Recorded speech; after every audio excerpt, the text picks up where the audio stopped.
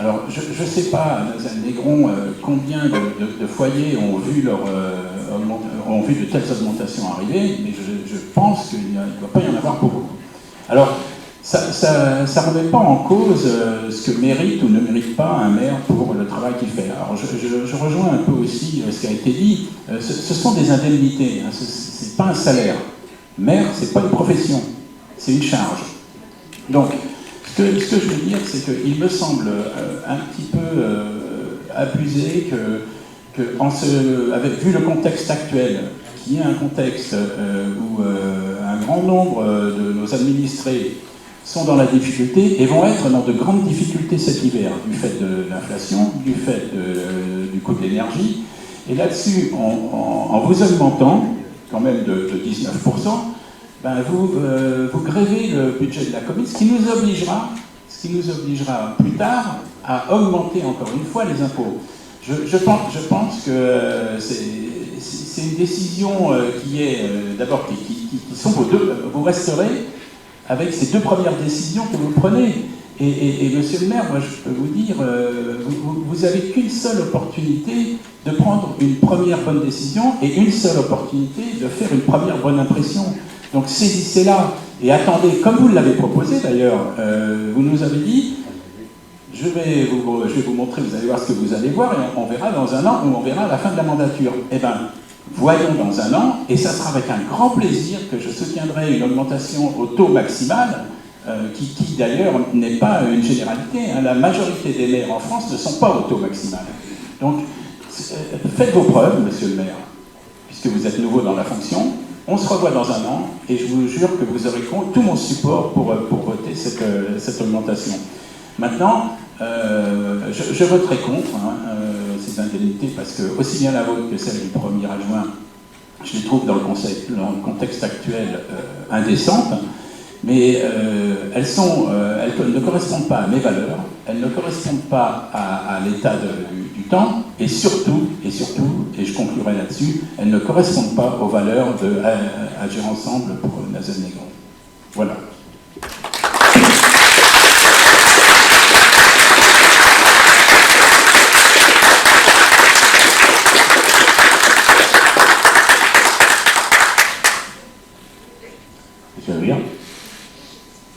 Je n'aurais pas eu de meilleurs mots. Donc je me concentre, c'était un peu plus de mon intervention, merci, mais je me concentrerai également sur les indemnités du premier adjoint. Alors vous nous expliquiez tout à l'heure qu'il y avait moins de travail, que ça nécessitait moins d'adjoints, que la plupart des dossiers étaient réglés. Et le premier adjoint voit passer son indemnité de 23 à 28%. Il va faire plus de travail que lorsque vous étiez vous-même premier adjoint. Vous allez nous fatiguer, M. Bordier, j'ai peur pour sa santé.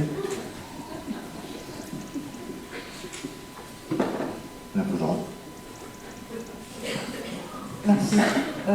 En tous les cas, Monsieur Léva, je vous remercie de votre transparence et de votre franchise, parce qu'il faut oser.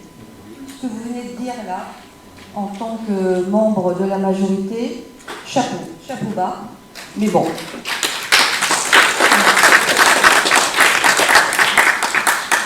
Parce que il est vrai, et je soutiens ce que dit M. Léva, faites un effort. On est tous ici des Nazéliens, je pense, tous. Il y a le conseil municipal, l'ANR, des Nazéliens. Effectivement, c'est pas évident ce que vous proposez. Autre chose, M. Martin, je voudrais savoir l'adjoint aux finances, c'est le troisième ou le quatrième adjoint, je m'en souviens plus. L'adjoint aux finances. Oui, c'est vous. Donc vous êtes adjoint aux finances. Est-ce que l'adjoint aux finances a aussi une indemnité, monsieur Cyril Martin? Absolument pas. Il ne met pas les indemnités. D'accord. Donc l'adjoint aux finances se mélange avec le maire. Le maire ne délègue pas les finances, il le garde en fonction. Donc, il n'y a pas d'adjoint aux finances, c'est le maire qui prend. Donc avant c'était monsieur Hure? Oui. Adjoint aux finances. Donc vous reprenez son poste complètement. On a redispatché les postes en fonction des compétences des élus et des besoins de chacun. Excusez-moi, c'était pas juste. Monsieur Héron était très bien. Écoutez, Écoutez, moi ce que je vous propose, vu les discours qu'on vient d'entendre, c'est de s'en remettre au vote, parce qu'en fait ça sert à ça, un conseil municipal. Donc en fonction du vote pour les indemnités, naturellement, nous accepterons l'état du vote. Parce que ça sert à ça. Donc je vous propose, monsieur les gars, vous voulez rajouter quelque chose? Oui, c'est vrai. En fait, je suis déçu. Je suis déçu, non pas par vous en particulier, je suis déçu parce que je pourrais m'expliquer simplement où est l'égalité envers tout le monde.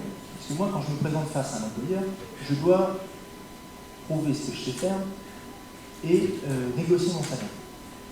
Où est l'égalité et je ne comprends pas comment c'est possible, en fait, comment la loi le rend possible, que vous puissiez, en fait, vous-même, entre parenthèses, non pas décider parce que ça passe au vote, mais étant donné que vous êtes majoritaire dans votre équipe, si vous êtes tous d'accord, parce que vous êtes mis d'accord auparavant, où est l'égalité et où est la loi? Vous venez de voir qu'on n'est pas tous d'accord dans notre liste. Et bien justement, je le constate bien, je suis même étonné, et je me pose beaucoup de questions de pourquoi est-ce que vous n'êtes pas tous d'accord, parce qu'on est tous là pour la ZEL.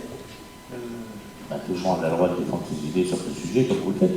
Oui, mais complètement, je suis d'accord. Mais là, concernant le salaire, moi, quand je suis face à un employeur, je passe par d'abord prouver ce que je sais faire, je l'explique, je le fais, et après, on reparle salaire quand on parle de CDI. Vous voyez, je ne choisis pas, je ne propose pas. Est-ce que vous voyez la nuance que je vous expliquer? J'ai compris. Nous, on est limité par un cadre pour éviter justement les abus en fonction des communes et des budgets des communes. C'est pour ça que c'est en fonction du nombre d'habitants et des strates qu'on fait dans ce statut. Ensuite, on a une liberté de choix dans ce cadre, qui est rigide, on ne peut pas le dépasser. Et dans ce cadre, naturellement, pour pouvoir le valider, on le propose au vote du conseil municipal, c'est ce qu'on fait ce soir. Oui, bien entendu. Et tout le monde a le droit de s'exprimer. Vous voyez bien que dans notre liste, on a des gens qui sont contre. Oui, je constate. Ouais. Mais je constate aussi que tout le monde, à un certain niveau, peu importe le corps de métier, et que selon l'entreprise, comment elle se porte, si ça marche ou pas, entre l'employeur face à vous, il va se référer à votre échelon, et il va se référer aussi à ces chiffres, qui fait que soit il pourra vous augmenter parce que vous avez des compétences, ou alors il vous dira simplement, attendez encore un peu, on verra au moins un an après. Et là, on reparlera de l'augmentation, parce que l'entreprise, actuellement, elle est en difficulté. C'est là où je veux en venir, c'est compliqué. Je vous rassure, pour l'instant, la mairie n'est pas en difficulté. On n'est pas en difficulté. Nazaire-Néron n'a pas une difficulté financière pour le moment. Heureusement. Un dernier mot, je peux? Oui. Moi, j'aimerais demander quand même si tous les conseillers ici présents ont bien compris la situation, parce que j'ai des doutes. Je pense qu'ils savent quand même comprendre. Vous êtes tous d'accord avec ça? Avec cette augmentation, vous êtes d'accord? Le Pour vote vous, ça est vous paraît normal? Ça vous paraît normal? Non, mais ça vous paraît normal, ça? Mais c'est parce que vous n'intervenez pas, vous ne dites rien, et vous êtes d'accord avec cette augmentation. Vous êtes d'accord avec ça? Le vote va nous le dire, Madame Vol. C'est quand même incroyable. Incroyable. Alors, je me permets quand même de faire une petite précision, une indemnité de salaire. Non, une indemnité. Une indemnité, pardon, la différence entre une indemnité et un salaire. Une indemnité permet de compenser le salaire que l'élu ne peut pas percevoir car il travaille pour la collectivité. C'est la définition même de l'indemnité. Sachant qu'il y a beaucoup de moins de retenue sur une indemnité que sur un salaire. Effectivement. Oui. Mais il y a aussi parfois moins d'avantages. Les retenues sont proportionnelles aux retenues. Donc si vous voulez bien sur la partie, on va passer au vote. Je crois que c'est le meilleur moyen. C'est que je pense que justement il faut qu'on avance parce qu'on ne va pas y arriver. J'en ai pas pour longtemps, mais je me pose la question, avec une indemnité comme ça que tu justifies par rapport à ton investissement, que je ne remets pas en doute, ça veut dire que les maires, les autres, ils coûtent rien, alors ceux qui prennent le minimum des indemnités. Moi j'ai juste une chose, c'est un affront auprès des employés communaux. Tous les employés communaux qui travaillent un mois entier et qui n'ont pour certains que le SMIC et le salaire minimum. Donc, ne serait-ce que pour eux, on devrait faire un effort. J'arrêterai là, mais je pourrais aussi parler des augmentations de la taxe d'assainissement qui va nous tomber sur le nez, de la taxe chez MAPI qui va être prélevée. J'en oublie certains, la TOM, la taxe des ordures ménagères. Quand vous allez recevoir vos impôts, c'est au total 32% qui nous attend sur nos impôts. Et ça, à une période où tout le monde, même l'État, même le président nous demande de nous serrer la ceinture, vous, eh ben, vous prenez le maximum de ce que vous pouvez. Alors, vous êtes le meilleur que nous.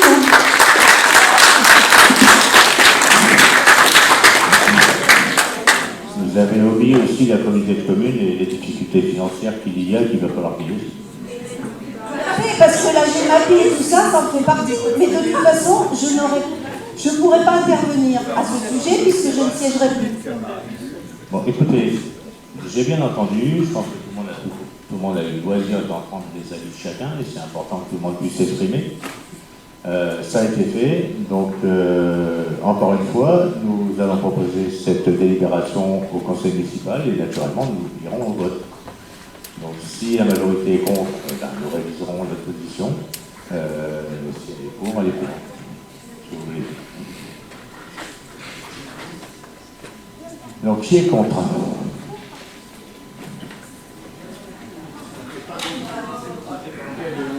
Qui s'abstient?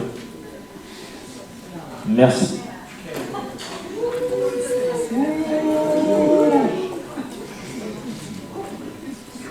Rapport du maire 30-2022, remboursement de frais de déplacement et séjour. Donc pour répondre à Madame Fougeron tout à l'heure, ce rapport est exactement le même en 2020. Nous l'avons repris, il est pour ainsi dire jamais utilisé. Sauf s'il y avait vraiment un cas de force majeure et puis l'année dernière il n'a pas été utilisé, le Covid n'a pas été utilisé, il a été utilisé quelques fois par Monsieur le maire pour le salon des maires à Paris et une fois par Monsieur Bordeaux. Voilà, mais c'est vraiment quelque chose au cas où, quand la fonction oblige des déplacements, et sinon on l'utilise. Dans le cas de l'exécution de leur mandat électif, le maire et les adjoints bénéficient d'indemnités de fonction qui viennent compenser les frais et suggestions liés à leur fonction. Afin de faciliter l'exercice de leur mandat, les élus peuvent également prétendre au remboursement de certaines dépenses particulières engagées lors de l'accomplissement de leur mission. Remboursement des frais d'hébergement, de restauration et de transport. Dans les différentes situations prévues au Code général des collectivités territoriales, dans le cas de la participation à une réunion d'instance ou d'organisme où l'élu représente la commune hors du territoire communal, dans le cas d'une formation et dans le cas de l'exécution d'un mandat spécial. Le mandat spécial est une mission accomplie par l'élu dans l'intérêt de la commune par un membre du conseil municipal avec l'autorisation de ces derniers par délibération. Son objet est déterminé de façon précise et limitée dans le temps et implique des déplacements inhabituels et indispensables. Donc, comme vous le voyez, il faut que ce soit délégué, il faut que ce soit délibéré.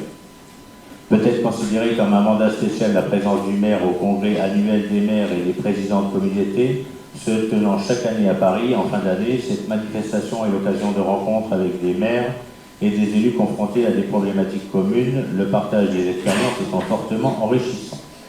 Les membres du conseil municipal sont appelés à émettre leur avis sur ce dossier. Monsieur Légat. S'il vous plaît, dites-moi, si, du coup, le remboursement des frais de déplacement et de séjour vient à être voté, quand ça viendra être éventuellement le cas, des justificatifs seront-ils présentés aux yeux de tout le conseil? Vraiment, parce qu'en fait, on sait tous comment ça se passe. J'ai bossé en entreprise où, quand on présentait des justificatifs, on était remboursé, clairement. Des fois, on avait tendance à un petit peu en profiter un chou, parce que clairement, on est un peu plus humain.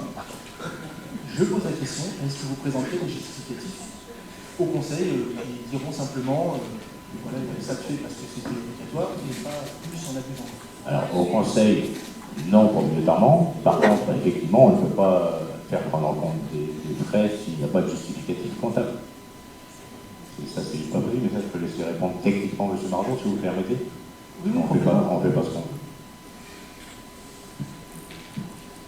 L'ensemble des pièces justificatives liées à des déplacements ou ce genre de frais étant remboursés sont traités par la comptabilité et transmis au trésor public. Et comme l'ensemble des pièces comptables sont agrégées pour vous être transmises sous le format du compte de gestion et du compte administratif, donc elles se retrouvent dans les comptes de la collectivité que vous validez chaque année, et l'ensemble des pièces telles que validées, telles que présentées devant le conseil municipal est comptable sur simple demande en mairie, là-dessus il n'y a pas de difficulté particulière.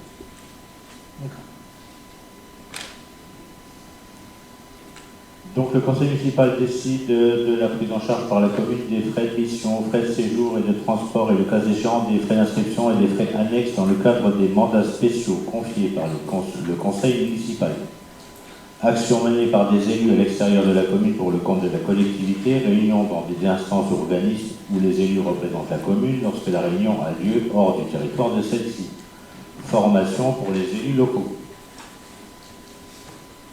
Précise que ces frais seront remboursés aux intéressés sur la base des frais réels, sur présentation d'un état de frais engagé ou pris en charge directement par la commune chaque fois que cela s'avérera possible. Ajoute que les crédits nécessaires à l'exécution de la présente délibération sont inscrits au budget de la commune. Accorde pour la durée du mandat un mandat spécial. Ah, Monsieur Martin, oui, pardon, excusez-moi. Je recommence. Accorde pour la durée du mandat un mandat spécial à Monsieur Martin pour participer au congrès annuel de l'Association des maires de France, faire des visites de ville ayant des expériences innovantes en matière d'action et de développement durable, de construction ou d'infrastructures pouvant intéresser la commune. À ces occasions, Monsieur le maire pourra être accompagné d'un à 2 élus. Qui est contre? Qui s'abstient? Qui est contre 2? Qui s'abstient? Merci. Rapport du maire 33-2022 représentant le syndicat de transport scolaire. La commune de Nazé-Négron est membre du syndicat communal de transport scolaire de Noisy, Nazé-Négron-Amboise. Son conseil syndical comprend 5 délégués titulaires et 2 délégués suppléants représentant Nazé-Négron. Les représentants de Nazé-Négron sont à ce jour en titulaire M. Richard Châtelier, démissionnaire, Mme Karine Flagel, M. Cyril Martin, Mme Noël Courteau, Mme Clarisse Rousseau. Suppléant, M. Hubert Héron, M. René Pinon. Pour faire suite à l'évolution du tableau des élus, il convient de compléter cette liste. Les délégués sont élus par le conseil municipal à la majorité absolue, article L.5211-7 du Code général des collectivités territoriales. Si après 2 tours de scrutin, quand le candidat a obtenu la majorité absolue, le 3e tour a lieu à la majorité relative en cas d'égalité des suffrages. Le candidat le plus âgé est élu. Ils doivent être désignés au scrutin secret conformément aux dispositions de l'article L.2121-21-2 du CGCT, sauf en cas de vote contraire à l'unanimité des membres du conseil municipal. Les membres du conseil municipal sont appelés à émettre leur avis sur le dossier. Et donc,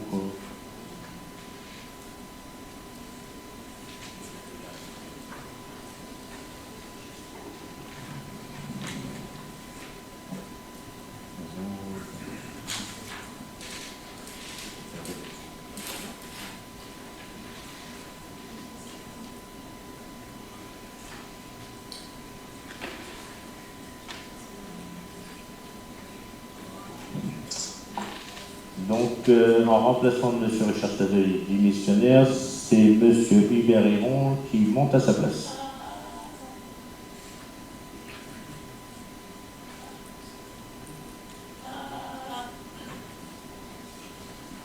Et du coup, Mme SD prend la place de M. Héron en suppléant.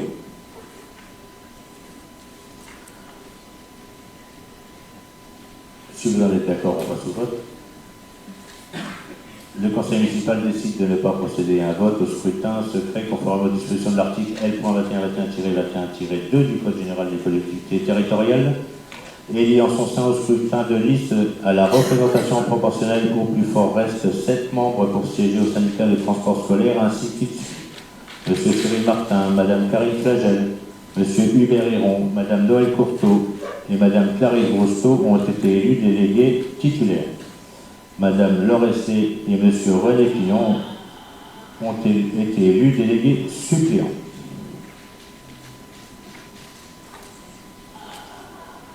Rapport du maire 34-2022, membre de la commission d'appel d'offres.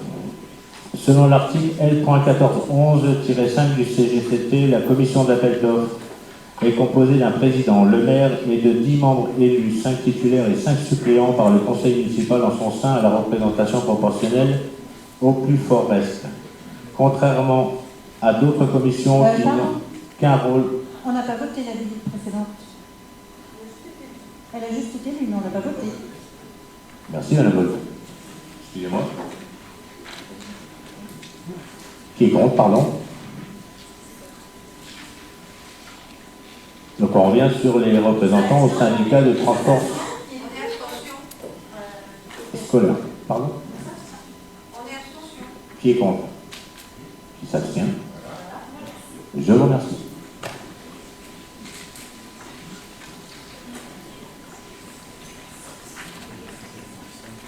Donc, le rapport 34-2022, membre de la commission d'appel d'offres.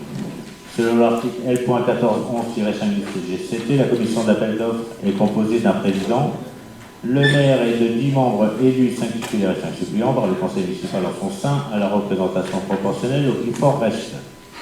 Contrairement à d'autres commissions qui n'ont qu'un rôle consultatif, la commission d'appel d'offres est investie par l'article L.1414-2 du CGCT d'un pouvoir de décision pour les marchés publics passés en procédure formalisée dont la valeur estimée est égale ou supérieure au seuil européen de 215 000 € pour les fournitures et services et 5 382 000 € pour les travaux, chiffre 2022 révisables chaque année. Les membres de la commission d'appel d'offres doivent être désignés au scrutin secret conformément aux dispositions de l'article L.2121-21-2 du Code général des collectivités territoriales, sauf en cas de vote contraire à l'unanimité des membres du conseil municipal. Le maire préside de droit cette commission. Les membres actuels de la commission d'appel d'offres sont à ce jour titulaires M. Cyril Martin, M. Daniel Bordier, M. Lionel Léva, M. Gérard Leleu, M. Didier Darnis, démissionnaire. Suppléant Mme Catherine Maillard, M. Maurice Bourrassé, Mme Danielle Verjon, M. Hubert Hiron et M. Christophe Ahuir. Il convient de compléter cette liste. Les membres du conseil municipal sont appelés à émettre leur avis. Donc si vous êtes d'accord, on va s'y prendre comme celui précédemment, éviter les votes secrets.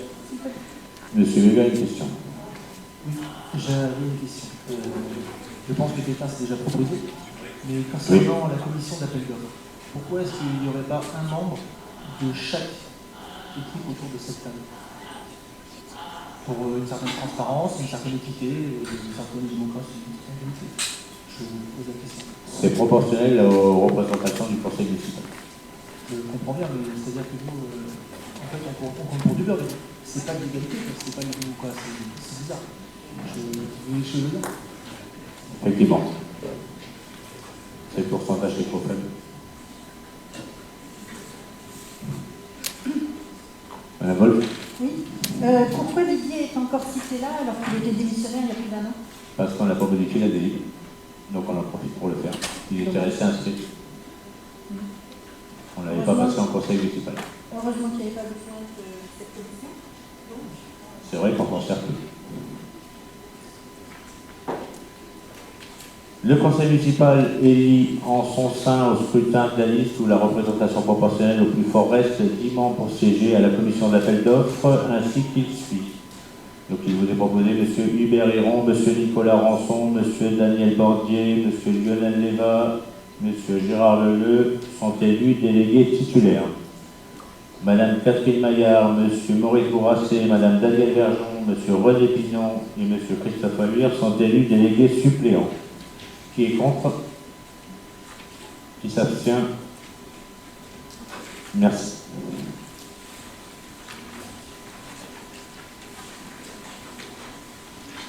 Rapport du maire 35-2022. GIP à police, centre achat, désignation de représentants. Suite à l'évolution du tableau du conseil municipal, il est nécessaire de procéder à l'élection d'un nouveau titulaire au sein du GIP à police, centre achat. Les représentants de Nazanégron sont à ce jour M. Richard Châtelier, titulaire démissionnaire, et M. Lionel Léva, suppléant. Pour rappel, la police centre achat est une centrale d'achat créée par la région Centre Val-de-Loire à destination des collectivités territoriales et organismes privés. Structurée sur la base d'un groupement d'intérêt public, elle permet un groupement des achats, ce qui constitue une source potentielle d'économie tout en respectant le code de la commande publique. Aprolis Centre Achat prend notamment en charge l'ingénierie des marchés publics pour ses adhérents. Le GIP va donc s'occuper des activités de marché concernant le recueil des besoins de tous les adhérents pour chaque marché, la rédaction et la publication des avis de publicité du marché ou de l'accord cadre, la rédaction et la mise à disposition des candidats du dossier de consultation des entreprises du marché ou de l'accord cadre, l'analyse des candidatures et des offres remises pour l'attribution du marché ou de l'accord cadre, la mise au point du marché ou de l'accord cadre, la signature du marché ou de l'accord cadre et la notification du marché ou de l'accord cadre.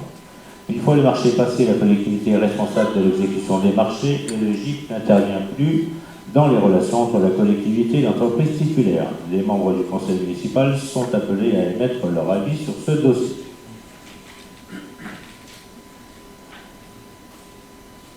Le conseil municipal décide de ne pas procéder à un vote au scrutin secret conformément aux dispositions de l'article L.2121-21-2 du Code général des collectivités territoriales. Désigne M. Lionel Leva en qualité de représentant titulaire et Mme Michèle Lefebvre en qualité de représentante suppléante pour siéger à l'Assemblée générale du GIP Ressia. Pardon ? On est d'accord. Merci, madame.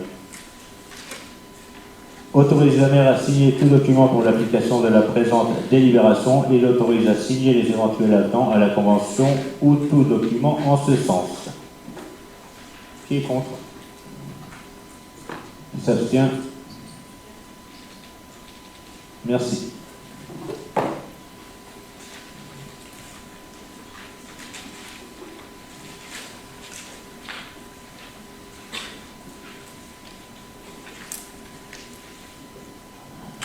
Rapport du maire 36-2022, J. Pressia, désignation de représentants.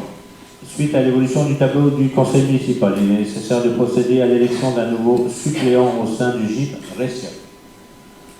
Les représentants de Nazay-Légron sont à ce jour M. Lionel Leva titulaire et M. Richard Châtelier suppléant démissionnaire. Pour rappel, cet organisme a pour objectif le développement de l'administration électronique reposant à l'échelle du territoire sur la mutualisation entre ses adhérents, les collectivités et organismes du secteur public de la région Centre-Val de Loire. Pour cela, il propose à ses adhérents des services en ligne sur une plateforme mutualisée et accompagne ses membres dans l'utilisation de ces services. En pratique, le GIP Ressia propose une analyse des besoins des collectivités et met à disposition différents outils.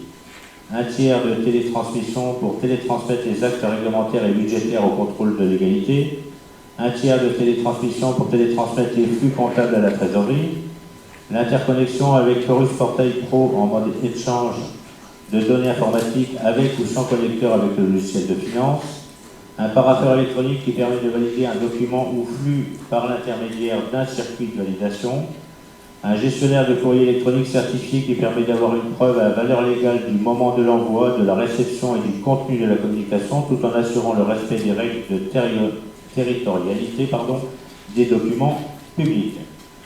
Un service de convocation électronique des élus qui permet l'envoi des convocations et documents associés, une plateforme de dématérialisation des marchés publics permettant de publier le dossier de consultation des entreprises DCE, collecter les offres, traiter l'ouverture des prix, communiquer avec les candidats, etc. Des boîtes mail, cette offre propose un ensemble de services autour du travail collaboratif, boîte mail, agenda partagé, carnet d'adresses partagé, à des tarifs réduits dans des data centers situés sur le territoire national. Une gestion électronique des documents, GED. C'est un dispositif qui permet d'une part de stocker, de classer, d'indexer et ainsi de retrouver facilement l'ensemble des documents de la collectivité. D'autre part, cela permet de travailler en mode projet et d'échanger, de partager les documents avec des personnes au sein de la structure, mais aussi avec des personnes extérieures à l'organisation. Personnes d'une autre collectivité, entreprise partenaire, maître d'ouvrage. Un système d'archivage électronique SAE qui porte sur la conversation à moyen ou long terme de l'intégrité d'une information d'un document en identifiant de façon certaine son auteur et sa date de production. Un outil de gestion de la relation avec les citoyens GRC qui permet de suivre le traitement des interactions entre le citoyen et les collectivités. un outil de gestion de réservation des ressources GRR particulièrement adapté à la gestion et la réservation de salles et de matériel, un délégué à la protection des données mutualisées. Les membres du conseil municipal sont appelés à émettre leur avis sur ce dossier.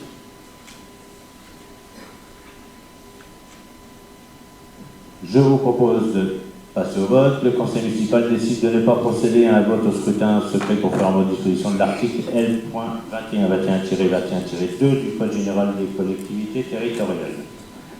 Désigne M. Lionel Leva en qualité de représentant titulaire et M. Hubert Héron en qualité de représentant suppléant pour siéger à l'Assemblée générale du J-Pression. Autorise le maire à signer tout document pour l'application de la présente délibération et l'autorise à signer les éventuels avenants à la Convention ou tout document en ce sens. Qui est contre? Qui s'abstient? Merci.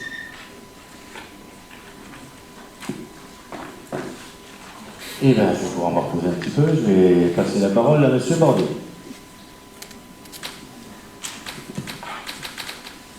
Rapport du maire 37-2022, plan de prévention du risque inondation, avis de la commune sur le projet soumis à enquête publique. La révision du plan de prévention du risque inondation du Val-de-Six, réalisée par les services de l'État et plus spécifiquement la direction départementale des territoires, DDT, consiste notamment à reclassifier l'aléa sur le territoire, vitesse d'écoulement, hauteur des eaux, topographie, ainsi que les mesures réglementaires de constructibilité à prendre en conséquence. La nouvelle carte d'aléa détermine plus précisément les zones à risque et redéfinit les zones inondables. De nouvelles parcelles se retrouvent donc avec un risque d'inondation, alors que d'autres en sont exclues. Pour la commune de Nazelles-Négron, l'ensemble de la zone située entre la Loire et la Cisse possède un risque classé fort ou très fort. La première phase de concertation qui portait sur le projet de carte des aléas du futur PPRI a eu lieu du 3 juin au 5 juillet 2019. La seconde phase de la concertation portant sur l'avant-projet de ce nouveau PPRI s'est déroulée du 16 novembre 2021 au 31 janvier 2022. Le projet du PPRI du Val-de-Six est aujourd'hui finalisé et a été modifié pour prendre en compte l'ensemble des remarques réalisées lors des étapes précédentes. L'article R 562-7 du Code de l'environnement prévoit que le projet de plan de prévention des risques naturels prévisible est soumis à l'avis des conseils municipaux, dont le territoire est couvert en tout ou partie par le plan. Le conseil municipal de la commune doit donc émettre un avis sur l'ensemble du document. Les pièces du PPRI sont aujourd'hui disponibles et peuvent être téléchargées à partir du lien suivant.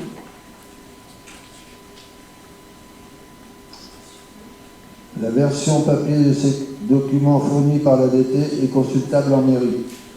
Le projet finalisé du PPRI fera l'objet d'une enquête publique prévue en octobre-novembre 2022. Les membres du conseil municipal sont appelés à émettre leur avis sur ce dossier.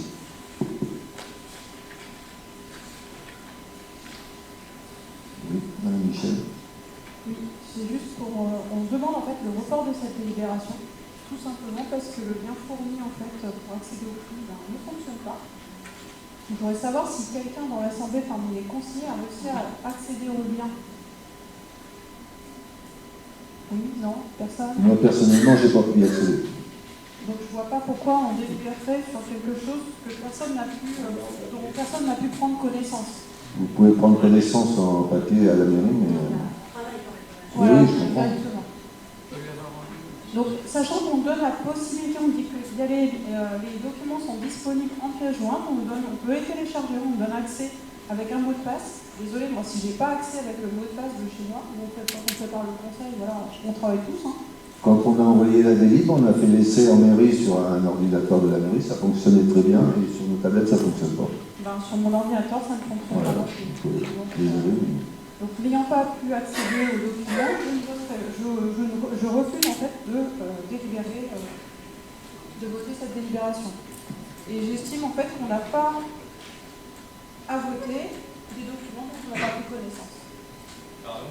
J'estime qu'on n'a pas à voter des documents dont on n'a pas pu prendre connaissance. Non, mais ça, je suis tout à fait d'accord avec vous, Michel. Après, il faut peut-être nous dire tout de suite qu'on réagit, mais est-ce qu'on Est-ce que. Non, Monsieur Martin, est-ce que quelqu'un de votre majorité, comme Monsieur Bordier, s'est manifesté pour vous le dire? Pourquoi est-ce que ce serait à moi ou à l'opposition de vous signaler qu'il y a des choses qui font conforme? Faut pas hésiter, c'est ce que je veux dire, parce que ça permet de faire le conseil. Le problème, c'est de savoir si on est encore dans les délais derrière.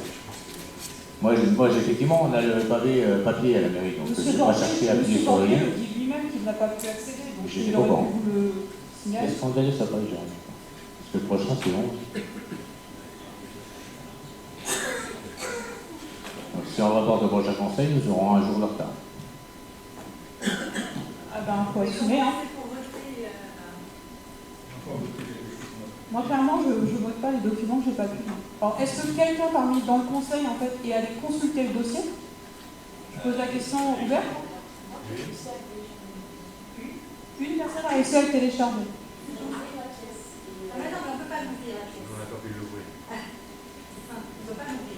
Et est-ce que d'autres personnes parmi les conseillers ont essayé on reporte prochain conseil.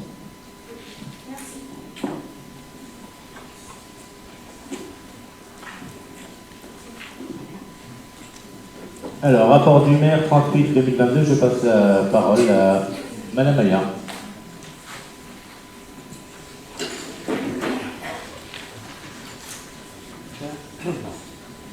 Rapport du maire 38-2022, emplacement publicitaire, convention d'occupation du domaine public. La commune disposait sur le territoire de panneaux publicitaires de type sucette, mis en place par différents prestataires au travers d'anciennes autorisations d'occupation du domaine public communal, tacitement reconduites. Or, en application des dispositions de l'article L 2122-2 du Code général de la propriété des personnes publiques, CG3P, l'occupation privative du domaine public ne peut être que temporaire et ne peut se faire sans mise en concurrence. C'est pourquoi une procédure de sélection préalable comportant les mesures de publicité nécessaires a été lancée courant juin, avec un appel à candidature pour renouveler le mobilier urbain d'affichage de la commune. Suite à cet appel à manifestation d'intérêt, 3 sociétés ont répondu et la société Visiocom a fourni la proposition la plus intéressante pour la commune. La proposition de convention d'une durée minimale de 6 ans prévoit qu'en échange de l'installation de panneaux publicitaires, l'entreprise réserve gratuitement la moitié des faces de ses supports à la publicité communale. Elle s'acquittera également d'une redevance annuelle de 2 000 € et réalisera pour la commune 14 campagnes d'affichage par an, comprenant l'impression ainsi que la pose des affiches. Le projet de convention est joint au présent rapport du maire. Les membres du conseil municipal sont appelés à émettre leur avis sur ce dossier.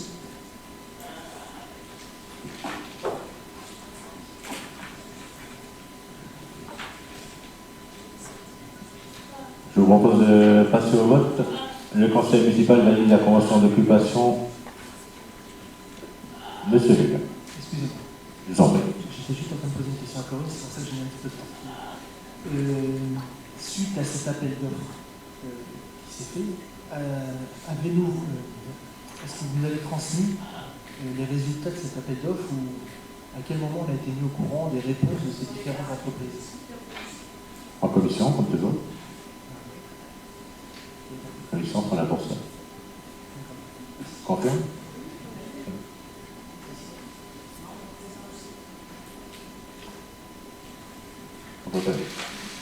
Donc, je vous propose de passer au vote. Le conseil municipal valide la convention d'occupation du domaine public avec la société Visiocom Outdoor, telle que jointe à la présente délibération. Qui est contre? Qui s'abstient? Merci.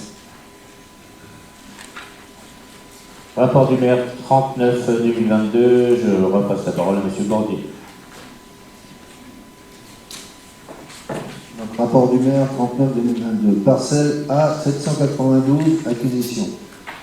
Dans le cadre de la réalisation d'un nouveau bassin de rétention des eaux pluviales sur la route de Montreuil, il est proposé l'acquisition de la parcelle A792 d'une surface de 1252 m² pour la somme de 600 €. La propriétaire ayant donné son accord pour cette vente. En effet, Afin de disposer de l'ensemble des parcelles nécessaires à la réalisation de l'ouvrage, la commune doit acquérir la parcelle B442. Or, son propriétaire ne souhaite pas vendre cette parcelle afin de conserver du terrain sur le secteur. Il est cependant prêt à échanger cette parcelle contre une autre, d'une surface équivalente et à proximité. La commune doit donc d'abord acquérir la parcelle A792 afin de pouvoir l'échanger contre la parcelle l'intéressant pour la réalisation de la fosse de rétention. L'échange de parcelles devra faire l'objet d'une seconde délibération par le conseil municipal après estimation des délais. Donc vous avez les plans, les deux parcelles. On a eu une chance inouïe, c'est que le propriétaire de la parcelle, donc on voulait acquérir, a demandé une parcelle équivalente et on a réussi à trouver juste une parcelle de joignant de la même surface, à 20 mètres carrés. Donc ça fait l'affaire de tout le monde et ça nous arrange bien, personnellement. Donc les membres du conseil municipal sont appelés à mettre leur avis sur ce dossier. Une question. Corinne ?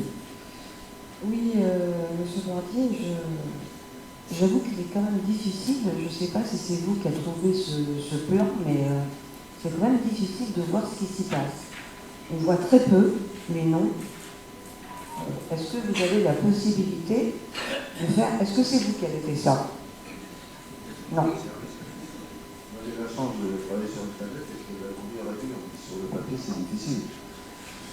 Mais je ne sais pas, pouvez-vous, à 4, nous donner le plan donc la parcelle B442, elle est située au lieu-dit Léodé. C'est un secteur qui n'a pas été remembré, c'est un secteur boisé.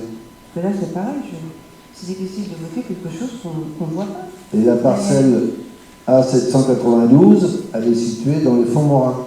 C'est entre la route de Rogny et la route de Montreuil. C'est une parcelle boisée. Daniel, je sais très bien que tu connais, mais le problème, c'est qui a fait ce plan? Je te pose une question. C'est les services. D'accord. Merci. Maxime. C'est plus sur le cadastre, hein, sur Maps, je sais pas. Sur le cadastre. Encore un. Donc, si je comprends bien, la délibération concerne la création d'un bassin de rétention dans le route de Montreuil. Donc, je suppose qu'il sera du même type que celui qui a été réalisé à route de Vallée. Oui, mais c'est la continuité de ce que tu as Donc, prévu. avant de procéder à l'acquisition des terrains, donc une étude et un chiffrage ont été réalisés. Parce que ce projet avait été évoqué il y a fort longtemps, hein, c'était la commission Varny du 2 septembre 2020. Donc, pourquoi il ressort maintenant? Pourquoi aujourd'hui, surtout lors d'un conseil municipal de cette importance? Ben, c'est qu'on va avancer sur le projet. Et on avait. Je voudrais finir ma phrase, Daniel. Pardon. Merci. Ouais.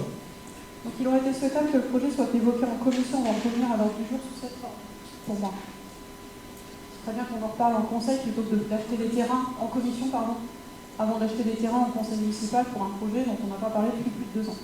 Non, depuis 2 ans. Donc je suppose qu'il y aurait une déclaration préalable à la DPT et à la DREA, comme ça avait été fait pour l'autre projet, voire même peut-être une enquête publique. Bien sûr. Est-ce qu'il y a des dates? Est-ce qu'il y a un planning prévisionnel? Sinon, je ne vois pas pourquoi on parlerait de ce sujet ce soir. Ce soir, on est là pour acquérir les terrains. Tant qu'on ne sera pas propriétaire de parcelles, on ne pourra rien faire sur le secteur. Donc il faut bien commencer par quelque chose. Donc on commence par devenir propriétaire et après on fait l'étude pour la fosse de rétention. Donc elle n'est encore pas sortie. On ne va pas acheter des terrains juste pour acheter des terrains. C'est ce qu'on a déjà fait dans la zone des Pougeaux. On a acheté un terrain en fait pour normalement le nouveau centre des services municipaux, pour qu'après le PLU change et qu'on sache qu'en fait on ne pourra rien construire sur ce terrain-là. Mais cette fosse de rétention, elle a été validée par le conseil municipal. Oui, le projet. Oui, le projet. Donc maintenant, le chiffrage, on passe à l'acquisition. Oui, mais l'étude n'a pas été faite, l'ADREAL n'a pas donné son accord. Est-ce qu'on a les accords de la DTT, l'ADREAL, lorsque les dossiers ont été faits? Ça serait bien de faire les choses dans l'ordre. Comment? Ça serait bien de faire les choses dans l'ordre. Et bien justement, on ne peut pas faire les demandes si on n'est pas propriétaire. Donc il faut commencer par être propriétaire et après on fait les demandes. Là, on va être propriétaire d'un terrain qu'on va redonner à quelqu'un pour qu'il accepte encore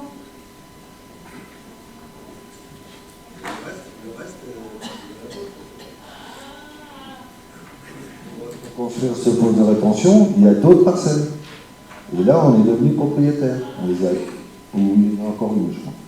Et l'échange, il va se faire quand on sera propriétaire de celle-ci. En termes de planning, bonne question. Avec les notaires, en ce moment, c'est très très long. Non, mais pas forcément le planning du notaire, le planning du bassin. Ah bah, le bassin, il est dû de 2023. 23, 24.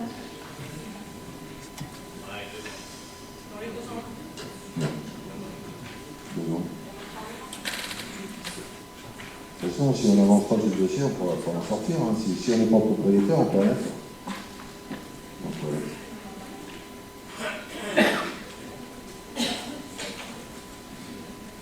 Merci. Le conseil municipal décide de l'acquisition de la parcelle A792 d'une superficie totale de 1252 m² au prix de 600 €. Autorise le maire ou son représentant légal dûment habilité à mettre au point et à signer tous les actes et pièces nécessaires à la réalisation de cette opération. Qui est contre? Qui s'abstient? Merci. Rapport du maire 40-2022, Monsieur Bordier. Rapport du maire 40-2022, groupement de commandes, transport urbain, adhésion. Depuis 2015, la commune de Nazaré-Négron s'est associée à la commune d'Amboise dans un service de transport urbain de voyageurs, entre parenthèses le bus, qui n'existait préalablement que depuis 2010 sur la commune centre, que sur la commune centre. La participation de la commune de Nazaré a pris la forme d'un groupement de commandes entre les deux communes pour pouvoir exécuter ce service ensemble et disposer de l'extension d'une ligne circulant sur notre commune. La première convention du groupement de commandes a été établie entre nos deux communes entre 2015 et 2018, une seconde entre 2018 et 2022.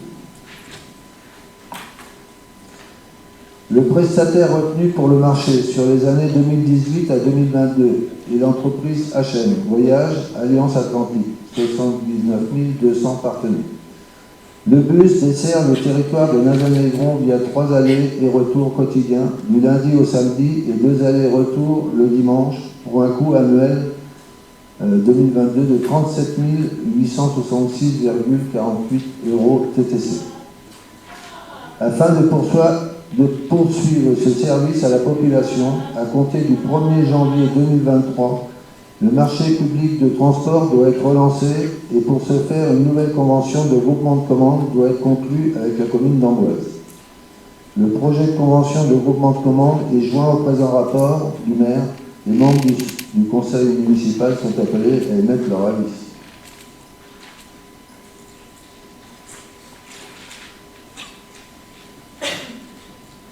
Catherine ? Oui.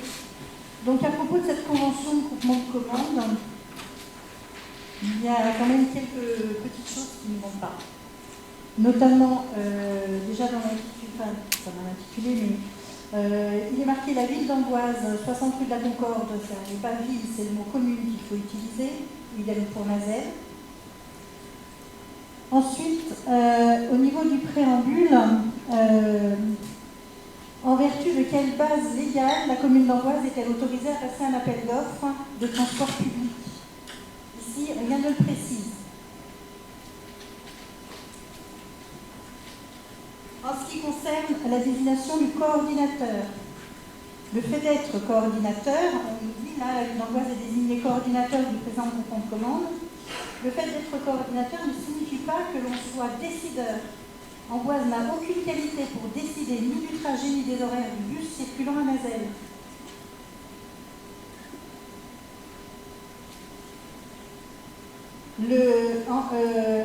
De plus, Amboise ne peut lancer de procédure qu'après que Nazaré-Négron ait donné son accord écrit sur le contenu de la totalité des pièces, entre autres la durée du marché, etc. Or, les pièces, elles sont où? Attends, les pièces.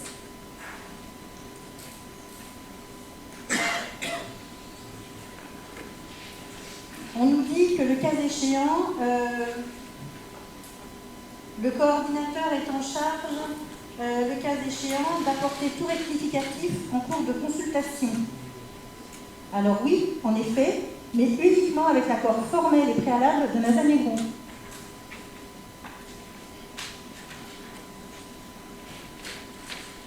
Le coordonnateur est en charge aussi d'assurer l'organisation et la coordination de l'analyse des offres. Aucune analyse d'offres ne peut être présentée en CAO sans la validation formelle et préalable de Nazanne-Négron.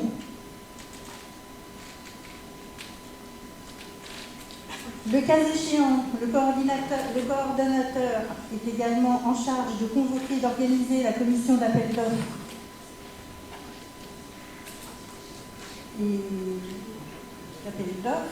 du coordonnateur, compétente pour attribuer le marché pour l'ensemble des membres du groupement.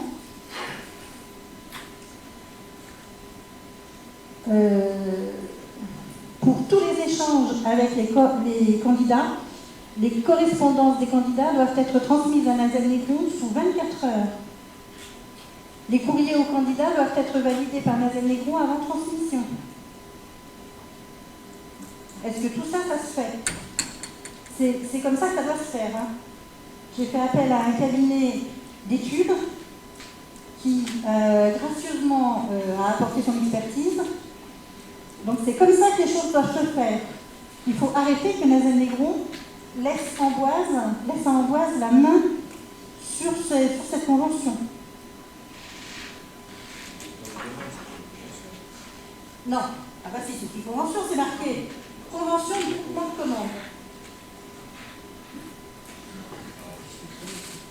Le coordonnateur aussi peut déclarer sans suite ou infructueuse la consultation. Et ça aussi, c'est uniquement avec l'accord formel et préalable de Nazanne-Négron. Idem pour les interactions avec l'attributaire pressenti. Idem pour procéder à la mise au point du marché. Pour procéder à la reconduction du marché également. Enfin bref, il y en a plusieurs comme ça. Je continue.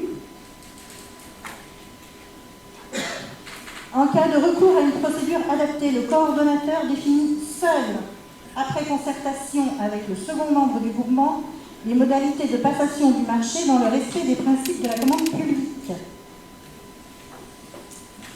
Certainement pas seul, avec l'accord de Nazanne-Négron. On ne peut pas laisser Amboise décider tout seul. J'ai bien entendu. Quelle est votre demande précise, Madame Paul? Ce n'est pas une demande, c'est une observation sur la convention. Je veux que tout le monde soit au courant de ce qu'on va faire, de ce qu'on va décider et voter. Là, c'est normal, là. Non, mais j'entends bien. Vous vous rappelez les codes qui régissent les groupements de commandes, notamment de transport urbain dans ce cas-là. Oui. Alors, je ne vais pas pouvoir vous répondre techniquement parce que je n'ai jamais siégé sur ce transport urbain, ça c'est tout nouveau. Par contre, on a bien pris note avec M. Marvan de toutes vos remarques. J'ai pas terminé. Et on va les transmettre au service juridique d'Amboise et naturellement, nous serons très vigilants sur ce qui passe, d'autant plus qu'il va y avoir un appel d'offres, on imagine, qui ne sera pas du tout le même au niveau du montant que celui qu'on a connu. Justement. Là aussi, il y a de l'inflation. Donc justement, il faut plafonner la part de financement de Nazanne. Je pense qu'il va falloir aussi... Parce que c'est déjà beaucoup trop cher pour le passage du bus sur Nazanne. Il va falloir regarder ça de près, effectivement, je suis d'accord avec vous. Et pour autant, la mobilité, c'est un point important, mais il faut regarder ça de près. Pour l'instant, là, on est parti sur un groupement de commande. Est-ce qu'on signerait une commande? Je ne sais pas. De plus, oui, mais enfin là, on doit voter la convention quand même. De plus, on nous dit qu'en cas de recours à une procédure formalisée, titulaire est choisi par la commission d'appel d'offres du coordonnateur. À celle-ci seront invités les représentants qualifiés de la ville de Nazanne-Négron. Ils y disposeront d'une voix consultative. Non, ce n'est pas possible. Ils doivent avoir une voix délibérative. On ne peut pas laisser Amboise faire tout seul, décider de tout. Ce n'est pas possible. Et puis, il y a une chose également qui est injuste, car le bus roule beaucoup plus sur Amboise que sur Nazanne. Or, la participation d'Amboise est d'environ 80% du marché, Nazelle environ 20%. Et tous les frais de publicité sont partagés à 80%. Ça veut dire que Nazelle paye la moitié des frais de publicité, alors que le bus ne roule pas à 50% sur Nazelle. Non, il y a Nazelle Négron écrit un tout petit dessus. Comment? Nazelle Négron écrit tout petit dessus. Oui, non, mais que ce soit écrit petit ou pas petit, n'empêche que le bus roule quand même bien davantage sur Amboise.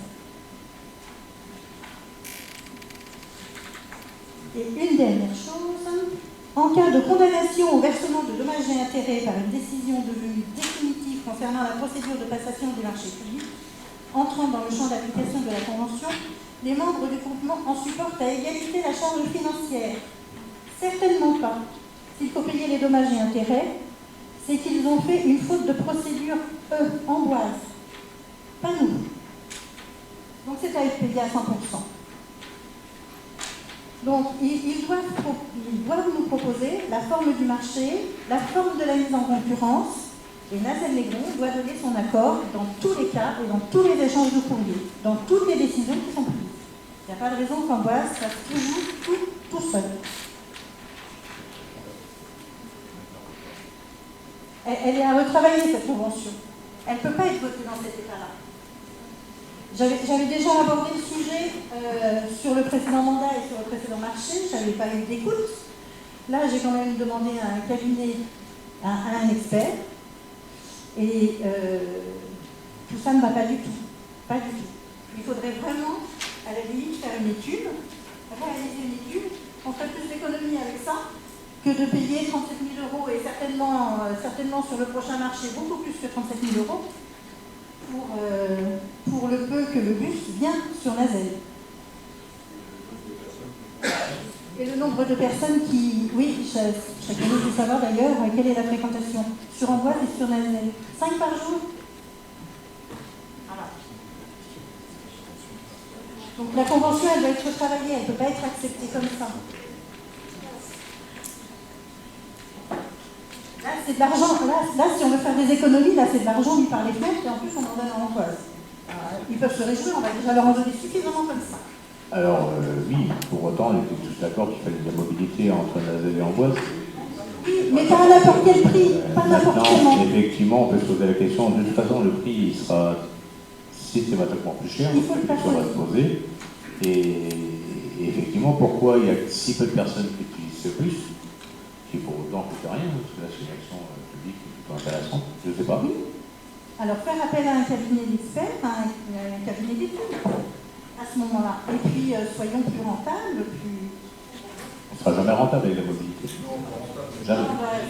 Oui, enfin, voilà, qu'on limite cette dépense-là. Pour nous et pour Amboise aussi, d'ailleurs, hein, oui, effectivement.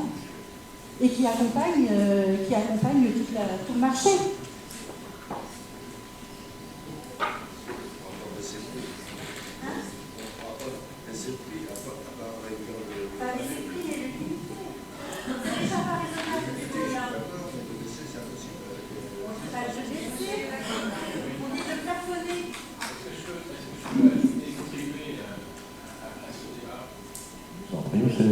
Merci, monsieur le maire.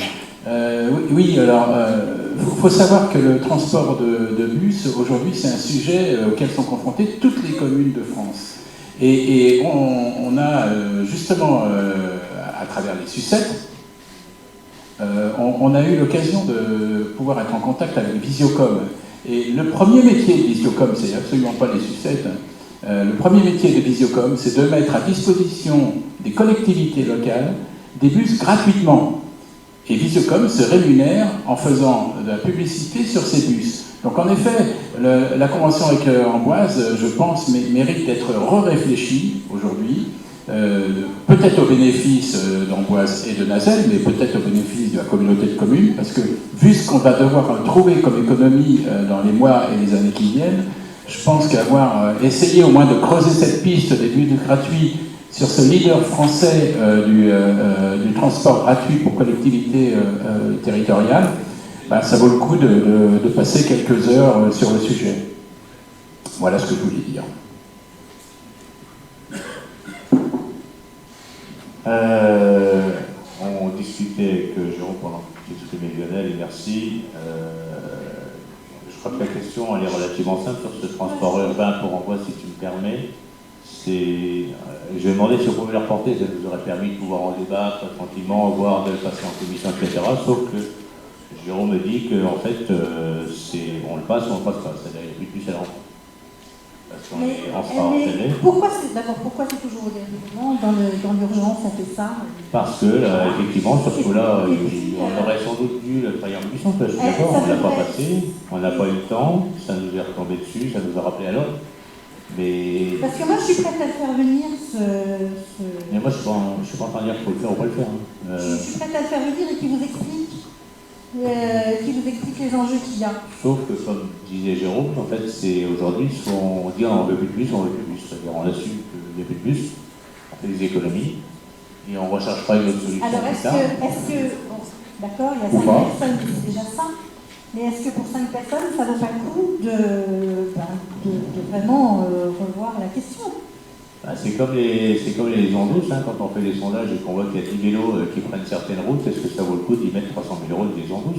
Si on ne le fait pas, à un moment donné, ça ne fonctionnera pas. Alors peut-être aussi qu'on n'a pas assez communiqué, oui. Peut-être qu'on a failli quelque part, mais je reste persuadé que la mobilité est importante et qu'elle ne soit pas essentiellement de la voiture. Oui, mais alors comme dit Aurore, effectivement, s'il n'y a pas de liaison douce, il n'y a pas de vélo. En revanche, on a un bus, effectivement, et il n'y a personne dedans. Donc il manque quelque chose. Donc voilà, il faut quand même revoir les choses plus en profondeur, quitte à augmenter la convention, mais il faut pas la laisser en l'état. On ne peut pas la voter en l'état. C'est pas raisonnable. Mais si on la vote pas là, elle est plus. Je vous le dis comme ça, hein. On en parlait. Ça vaut peut-être la peine. Donc est-ce qu'on dit c'est écrit, il n'y a plus de plus, et on dit envoie, débrouillez-vous.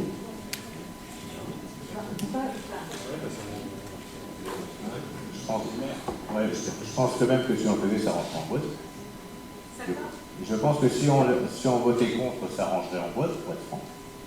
Pour autant, on perdrait la mobilité, je ne suis pas sûr qu'on arrive à la rentrer.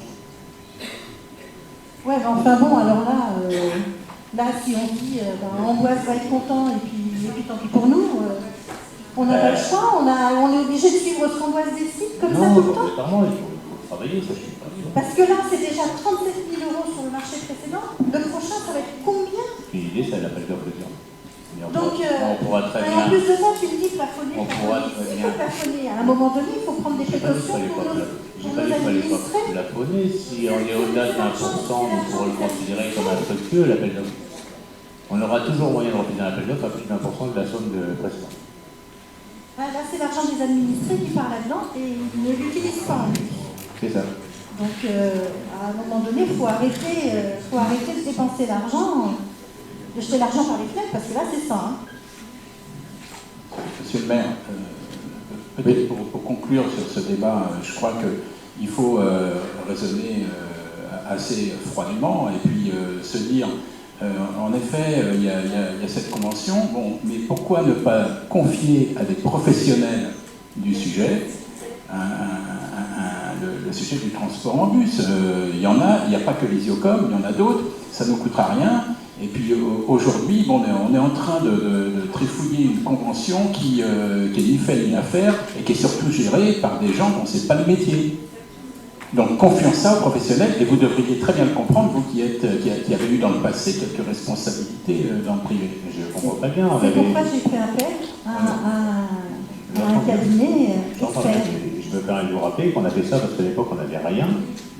Et c'était histoire d'amorcer une mobilité entre Nazel et Amboise sur un pôle de centralité qui devait vivre. Et demain, prendre un professionnel sur Nazel, moi j'en doute fortement, mais après il y a aussi un programme mobilité régionale auquel il faudrait s'inscrire, mais il faudrait que ça s'inscrive au niveau de la communauté de communes, pour l'instant c'est pas fait. Maintenant voilà, donc effectivement on a un système qui est pas idéal, qui est loin d'être parfait, qui ne convainc pas complètement les utilisateurs. Alors est-ce que c'est les horaires, comme disait Christophe? Est-ce que c'est les lieux où ils s'arrêtent? Est-ce que c'est simplement que nous sommes des ruraux et quand la voiture en panne, on attend qu'elle se répare? On a des habitudes aussi en campagne. Le véhicule est encore très prioritaire, je ne sais pas. Maintenant, effectivement, c'est de l'argent et on essaie d'insuffler de l'argent pour limiter les voitures, limiter les déplacements, les CO2 et autres. D'où une étude avec des audits financiers. Mais on peut faire des études pour faire. Là, la question, c'est juste, on continue, on arrête ce bus, là, maintenant. Il faut qu'on statue dessus. Pour moi, on arrête.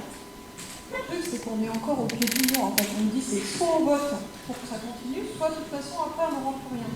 Alors qu'on aurait passé ça en commission ou il y a quelques mois, on avait encore le temps de réfléchir, d'interagir avec Angoisse et de faire bouger les choses.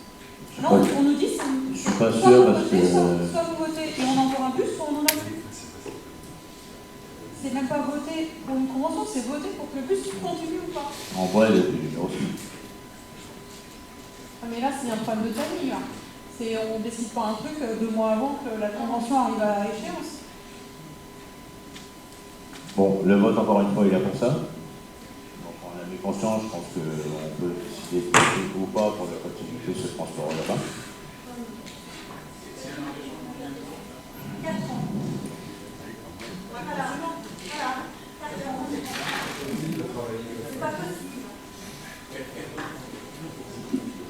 Perdons 6 mois et puis faisons une étude, on verra à quoi elle mène, et puis voilà, dans 6 mois on fait le point. Et puis, sinon on va se retrouver, ça me fait beaucoup penser au cas de la piscine à la CCVA. Pas trop, non. Si on est dans un système où on dépense de l'argent, puis finalement... Alors, je vais peut-être repréciser quelque chose. Nous votons ce soir la mise en place d'un groupement de commandes, qui est loin d'être parfait, etc., qui va lancer un appel d'offres. Si. Il y a un appel d'offres qui va être lancé parce que les marchés arrivent à terme. Mais c'est que si cette convention, ça veut dire que je suis d'accord avec toutes les décisions que les parlementaires, tous les gens qui sont là-dedans, en face, n'a pas son mot à dire. C'est révélateur. J'ai repris qu'on pourra remplir les marchés si naturellement il est beaucoup trop onéreux. On a juste un avis consultatif, c'est pas décisionnaire. Non, c'est juste consultatif. En fait, comme d'habitude, c'est Angoisse qui va décider, qui va dire voilà, c'est comme ça, vous signez, vous payez. Faut pas me dire le contraire, là. Allez, on clarifie ça. Mais moi, si j'ai un appel d'offres que je peux rendre affectueux, ça ne me pose pas de problème. S'il vous plaît. De créer un groupement de commandes sur un appel d'offres qu'on pourra rejeter. Alors, excusez-moi, je reviens tout de suite. Tu as la possibilité de reculer un peu. Article 3.6. Devenir du groupement de commande en cas de retrait de l'un de ses membres. Chaque membre est libre de se retirer à tout moment du présent groupement. Ben, je me sens plutôt rassuré. Donc dans ce cas-là, moi ce que je vous propose, c'est ce serait vraiment dommage de décider aujourd'hui que ce bus s'arrête. Effectivement, il faut l'améliorer, il faut revoir les choses, et Madame Paul a raison sur beaucoup de points. Je pense qu'il faut effectivement continuer sur ce groupement. Par contre, il faut être vigilant sur la future appel d'offres et le cahier des charges qui va y être associé pour que les choses soient bien claires, et sur le montant qui pourrait en sortir. Et effectivement, on reviendra vers vous par rapport au montant, et on s'arrangera pour qu'il y ait des modifications sur certains articles sous peine de pouvoir se retirer à tout moment, si cela vous convient. Et dans ce cas-là, nous serons totalement vigilants et nous laissons une chance à un transport urbain de continuer, ou pas. Hein, ou pas. Il n'y a aucun engagement financier. Tant que l'appel d'offres ne sera pas validé. Oui, mais si tu as des appels d'offres avec des montants exorbitants. À plus de 20%, c'est infructueux. Si d'ailleurs, pour répondre à M. Léva, si ça avait été géré comme ça, la piscine, elle serait infructueuse, on n'en serait pas là. Faites-moi confiance, si c'est infructueux, je saurai le cas. Bon, faites comme vous voulez. Faites comme vous voulez. Toujours, M. Léva. Non, c'est bon. Je voulais savoir, vous avez expliqué qu'à tout moment, vous pouvez se retirer de ce groupement. J'ai lu là. D'accord. Si ça vient avec le cas, y a-t-il expliqué la contrepartie? Si ça vient avec le cas, si on décide par exemple de dire oui, on fait, et qu'on dit au bout de 6 mois, on arrête, il y a toujours une contrepartie. Le groupement tombe. En clair, il n'y a que nous et en Boise, le groupement tombe. Et il n'y aura plus de transport urbain. Vous pouvez vous accorder un moment de réflexion ou pas? Monsieur Martin, demandez un moment de réflexion justement sur ce sujet. Parce que franchement, ce qu'elle vient de nous dire, Catherine, il y a de quoi réfléchir. Donc, mais c'est pour ça qu'on y réfléchit ensemble, et ce que je vous propose, c'est ça. C'est de se dire qu'il n'est pas question que ça nous coûte 40% plus cher, parce qu'on ne va pas mettre autant d'argent pour 5 personnes, parce qu'il faut se poser la question pourquoi on n'a que 5 personnes, quel est le vrai souci de tout ça. Derrière, s'il y a quelque chose qui ne nous convient pas, malgré tous les textes émis par Mme Kolb, et qu'elle a raison, qui limite les décisions que pourrait prendre Nazel-Négron, nous aurons la possibilité de nous retirer à tout moment, et faites-moi confiance, je serai capable de le faire. Monsieur Martin, là j'entends la pluie, là, et il faudrait peut-être prévoir aussi des abribus quelque part, parce que là ça manque aussi. Hein. Je ne vais pas m'étendre sur le sujet, c'est une parenthèse que je fais. Entendu. Je vous propose de passer au vote. Le conseil municipal décide d'autoriser la commune de Nazel-Négron à adhérer au groupement de commandes pour la passation d'un marché service régulier de transport voyageurs, qui sera naturellement à travers un appel d'offres. Autoriser le maire à signer la convention jointe à la présente délibération et les documents afférents à ce dossier, notamment les pièces du marché à intervenir. Qui est contre? Qui s'abstient? Merci. Rapport du maire 41-2022, Madame Guillaume-Martin.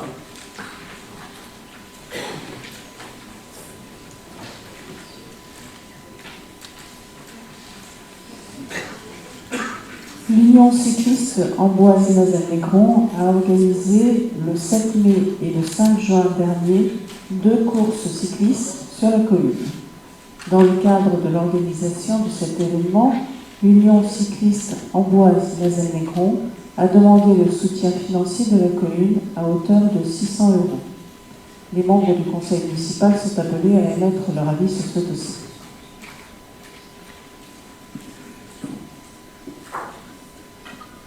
Écoutez, je suis pour les associations, mais là, dans ce mandat, il y a de plus en plus de subventions exceptionnelles. Donc, à un moment donné, il va falloir bien étudier tout ça. J'aimerais bien, excusez-moi, j'aimerais bien connaître, par exemple, pour cette association, la subvention exceptionnelle depuis le début du mandat. Ce serait intéressant. Alors, pour celle-ci, Corinne, c'est moi qui parle là. Oui. Donc elle n'est pas nouvelle, puisque chaque année, ils font ce genre d'événement. Les années précédentes, c'était à hauteur de 1 000 € parce qu'ils avaient 3 événements. Et donc là, on a fait à 600 €, puisqu'il y avait 2 événements.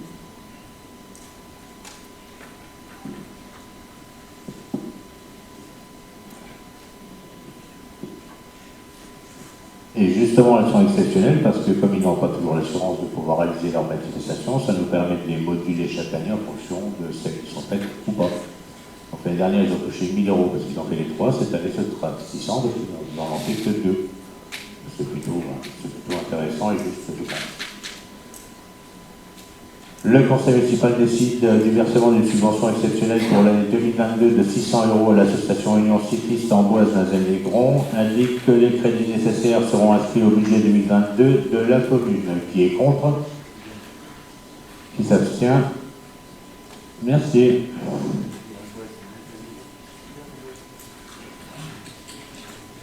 Dernier rapport du maire, le 42-2022, admission en non-valeur. Pour les personnes qui ne sont pas régulièrement présentes en conseil municipal, sachez que les admissions en non-valeur, ce sont des sommes qui ne sont plus encaissables. Tous les recours ont été épuisés et que les personnes nous laissent des dettes, notamment au trésor ou à la collectivité. Du coup, la commune doit les verser pour les honorer. Donc la trésorière du service de gestion comptable de Loches demande à la commune de présenter au conseil municipal un effacement de dette qui est passé en commission de surendettement d'Indre-et-Loire le 23 mai 2022. Il convient donc de passer au compte 6542 créant cette teinte un montant de 109,90 € correspondant aux écritures comptables suivantes. Titre R-6-5 année 2018 de 0,85 €.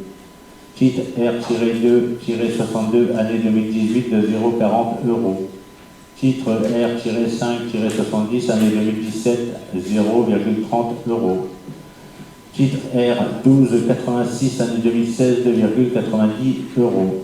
Titre R-70-76, année 2016, 8,70 €.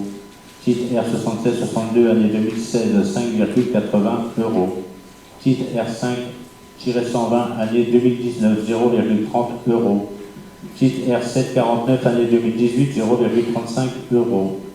Titre R-108-131, année 2015, 45,60 €.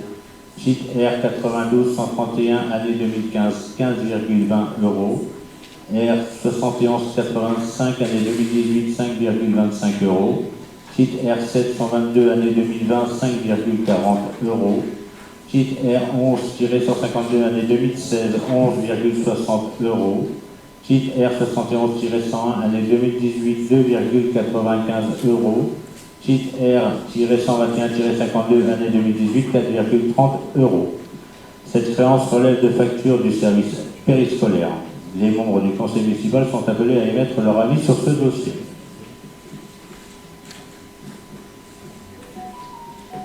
Le conseil municipal décide d'admettre en non-valeur les titres de recettes faisant l'objet de la présentation des demandes en non-valeur jointes en annexe présentées par le service de gestion comptable de Loches pour un montant global de 109,90 € sur le budget principal. Précise que les crédits nécessaires à l'admission en non-valeur sont inscrits au budget 2022 à l'article 65-42, créance admise en non-valeur. Qui est contre? Qui s'abstient? Merci. Une dernière chose, une lettre de M. Bernard Sionneau, que tout le monde connaît, à l'intention de M. le maire de Nazelles-les-Monts. Il y avait une décision du maire sur laquelle je voulais revenir. Elle était dans l'ordre du jour. Donc, Isabelle Caz. c'est juste une décision du maire, mais j'ai des remarques à faire dessus. Je vous en prie. Donc, dans la décision 2022-08 portant sur la demande. Excusez-moi, je ne l'ai pas sur table. D'accord. Moi non plus, mais. Je vous écoute. Donc, la décision 2022-08, donc en date du 1er juillet 2022 pour les subventions DETR. Donc, c'est une demande, il y a deux demandes de subvention, modernisation du camping et la construction du bâtiment. Oui. Pourrons-nous savoir pourquoi cette nouvelle demande de subvention DETR a été réalisée et publiée, sachant qu'une autre demande du même montant